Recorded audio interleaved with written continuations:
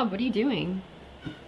We are getting ready for our Friday Insights edition. So I'm filming in just a minute. I'm prepping. I got my dry erase board here with my big super post-it note, and this is sort of the magic behind the scenes, I guess. What's all this? Yeah, this is a mess, but what I like to do is after I film, I'll take that day's version and I'll stick it on the walls over here. Take a look from behind you, right around here. And so what that is essentially not everyone, but a lot of them. And it keeps me honest. It keeps me sort of, are we making the mark? Are we doing it right? Is our messaging on point relative to how everything plays out? And more often than not, even more so, we've been spot on. So I like to keep these up there. I'll reuse them because a lot of them are relevant, even if we have to refresh them to be real-time relevant. But yeah, we like to make a mess of the walls, and I think that's a good way of doing it. Thank you again for joining us. Today is our Friday Insights edition, and today we're going to talk about the Inflation Reduction Act. Congress is soon to pass. There's a lot of talk about it, a lot of sort of questions on, one, what's in the bill, and two, how do we position specifically our clients as we navigate through this. But let's just do a high-level recap as to where we are today. One of the reasons why Congress actually wanted to dig into this and pass this after months of negotiation is to basically say, hey, listen, we know that there's energy issues out there's healthcare issues out there, higher costs are persisting on the kitchen table, as I talk about kitchen table economics all the time. So their aim is to work in using legislation to reduce or relieve in some capacities. So, we really don't know what's in the bill until we see the bill pass in its final form, and obviously negotiations are still taking place. But at present form right now, it's 755 pages, and there's lots to unpack here. But again, let's start off with, right now, inflation is at a 40-year high. That's one of the reasons why, if not the most important reason why Congress is taking this up, is because, one, it's a midterm election cycle. So a lot of you and I are going to go to the polls and we're going to vote. And one of the issues that basically impacts everybody is inflation. It's called a secret tax or a stealth tax, if you will, because it doesn't matter what we spend money on. What you and I spend money, CPIU, even though it's come down this week, according to the government records, month over month. So inflation is easing. And the PPI report, which is the wholesale price index, is easing. That's good. We don't know if inflation's tipping over. But again, the CPIU, what you and I spend money on, is our kitchen table. Again, healthcare, energy in the forefront. So there is some relief proposed in this bill, which is good. But let's go back to the recession right now. One of the things is right now we're in a technical recession. So, back in my days, I've got an investment management consulting designation from the economic department of Wharton Business School. And it's always on the bookshelf behind me, but this is my notebook from Wharton Business School. And even looking back, just to open it up and dust it off. And, as we earned our designation and we spent all that money and spent all that time studying, the technical definition of a recession is 2 consecutive quarters of negative GDP. We are in that right now. So the economy is not expanding, it's contracting, okay, by the economic growth factor as to what we've all learned in our economic classes. So I don't know if I need a refund because the definition has changed. I don't know if economics is going to change going forward. But the reality is that we have a slowing economy, okay, and we have inflation, again, at 40-year highs. So what does this actually mean? Well, the Fed's balance sheet is also another factor that Congress should actually factor in because it grew to over $10 trillion through the crisis.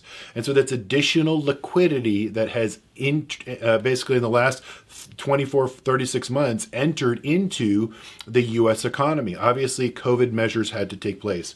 And obviously, COVID stimulus, by the way of billions of dollars, had to have happened because we had to shut down the world. But all of those, $27 trillion globally is now being extracted from basically the U.S. economy and global economies, if you factor them all up together, and the U.S. Central Bank of the United States, the Federal Reserve, and global central banks are trying to pump the brakes because there's too much liquidity out there or too much money out there. So again, another economic basically indication of too many dollars chasing too few goods and services. And then you factor in the supply chain issues, right? You can't get goods and services because of COVID. So that's a bottleneck. And so you have too much money over here and too few goods and services over here. Obviously, in the meet in the middle, it's called inflation. So is adding more money by way of this Inflation Reduction Act of 755 pages or $700 billion, adding more money onto that sort of quagmire of a situation that economists are scratching their head with. Is that actually going to reduce inflation, or is it going to add gasoline to the fire later on if and when this bill gets passed and when that money starts entering into the economy?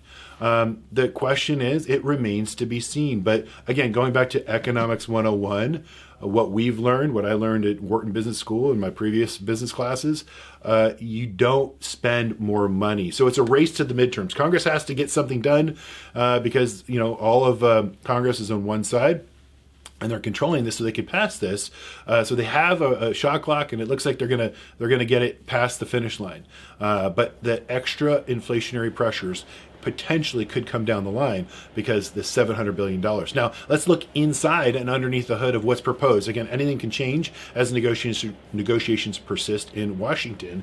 But as of right now, it's lower energy costs. So they're going to help reduce energy costs for the average American by $500 right now, from $1,000 to $500 in terms of relief.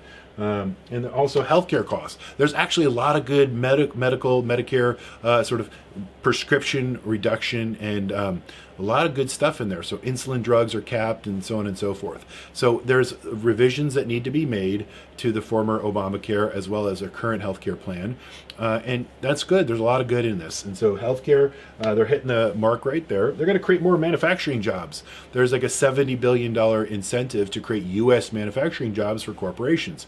So again, that money is going to be spent as an incentive for corporations to bring back basically U.S. manufacturing here. But that's extra dollars in the economy that will accelerate inflation in some respective areas. But that's okay. In the short term, inflation is not a bad thing. Long, because it creates jobs and it creates a better society for the communities long term, especially if you're making it more productive, as this aims to do. It reduces the U.S. deficit. Well, that's a very important fiscally conservative. That's why you see senators like Joe Manchin from West Virginia sign on to this. And this is very important because we need a balanced budget. But how are they going to get there? Rob, how are they going to get there? Well, they basically said, hey, listen, let's allocate of the $700 billion, $80 billion to the IRS, and the IRS is going to hire 87,000 new IRS agents. Well, what are they going to do then? Well, they're going to start opening up everyone's returns, and they're going to start looking at, listen, who's paying, who's not paying, and who's in bounds and who's out of bounds. And that being said, it's going to be, once this is implemented for the next decade to come, it's going to basically make professionals like us in the wealth management space, as well as our partners in the CPA space, as well as our partners in the estate planning space, all work together even more and all work extra overtime, even harder for our clients, because inside the 755 pages, there are also incentives, right? So energy credits. So maybe we want to go buy an energy efficient car. Well, there's a $7,500 credit in there, or you maybe want to add solar, and maybe there's both maybe a federal, but potentially of an estate. Because usually what happens is federal rolls out legislations and states kind of match it to basically go, let's say, ESG or more green and just better. So there's going to be more incentives built in. My take-home point is that at the end of the day, we can work together with your team. We'll bring us all together and work well in the sandbox with CPA, as well as your estate planning attorney, as well as us as the financial advisor, to navigate all the complex issues, layering on this extra 755 pages to the 80,000 pages of the IRS tax code. And the IRS tax code is not a bad thing. It's actually a rule book, a blueprint of what you and I can legally use as deductions, right? We're seeing Congress use it all the time. You hear this, this senator did that, and that senator did that. And, Jeff Bezos, from this company paid zero taxes, and Elon Musk from that company, sold all of his money, but he didn't have to do this. And so, because he put it in a charitable remainder trust or a DFA, donor advised fund. So there are strategies that we will employ that the super uber wealthy employ as well within the realm of the tax code. Again, check with your CPA, check with your estate planning attorney, and all of us come together. But we know that we can work together to minimize, reduce, or come up with a strategy that will help optimize your tax liability or even reduce it potentially if that actually fits into the plan. Again, we look at the financial plan, we look at the options. Another thing that could be potentially changing is the gifting strategy. So you could give $100,000 from your qualified RMD to a qualified charity, but there's another potential legislation that's going to add in a $50,000 direct gift to charities. Again, not getting ahead of ourselves, waiting for legislation to actually play out, but it's really using your balance sheet and all of your resources like your retirement accounts and saying the question is what pocket we take it out of, and the timing of which really makes a difference onto what you have today as well as what you have in the future. And if we can do some tax savings along the way with some smart planning and coordinated effort with the team, well, that's what we're all about here at Blanke Schein Wealth Management. So we welcome that conversation. We're actually excited for the opportunity here because it's not a bad thing in the sense that, listen, the IRS is coming to get you, but at the same time, listen, at the end of the day, we can work our way through it. We just need to spend some more time with our clients and more strategery, if you will, to use a technical term, to basically navigate through the new world. So let's see what it's in it. We have to pass it to see what's in it, and then we'll go from there. So that's our Friday Insights edition, and thank you for watching. Until next time, take care.